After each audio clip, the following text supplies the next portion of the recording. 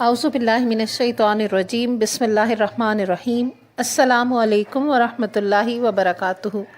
حضرت عبداللہ بن مسعود رضی اللہ عنہ سے روایت ہے کہ رسول اکرم صلی اللہ علیہ وآلہ وسلم نے فرمایا، جب کسی کو کوئی غم یا تکلیف پہنچے اور وہ یہ کہے تو اللہ تعالیٰ اس کی تکلیف اور غم کو دور کر دے گا اور اس کی جگہ اسے خوشی عطا کرے گا۔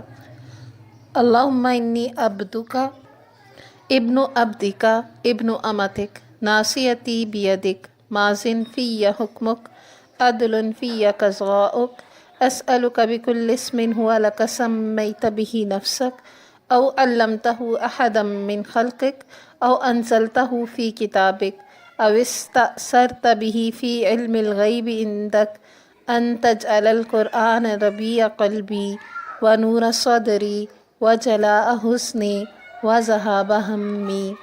یہ الفاظ مسند احمد کی حدیث سے لیے گئے ہیں۔ دعا کے الفاظ ایک دفعہ پھر دیکھیے۔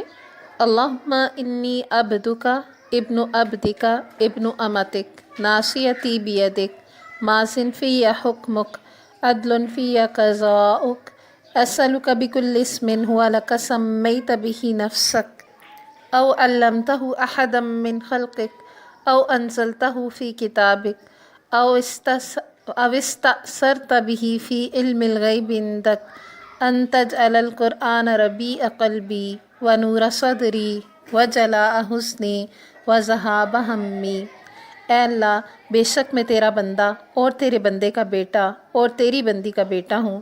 میری پیشانی تیرے قابو میں ہے، میرے حق میں تیرا حکم جاری ہے، تیرا فیصلہ میرے بارے میں انصاف پر مبنی ہے۔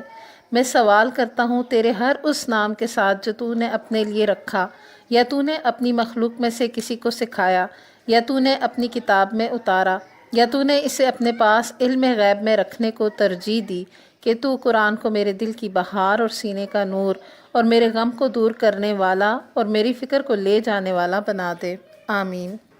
اس دعا میں مختصر اور جامع الفاظ میں اللہ سبحانہ و تعالیٰ کے تمام ہی اسماء حسنہ کا واسطہ دے کر اللہ سے دعا کی گئی ہے، اور اس میں قرآن مجید کے ساتھ ایک ایسا مضبوط تعلق طلب کیا گیا ہے جو انسان کے دل کو پربہار کر دے، اسے پرسکون کر دے اور اس کی غموں اور فکروں کو دور کرنے کا سبب ہو جائے۔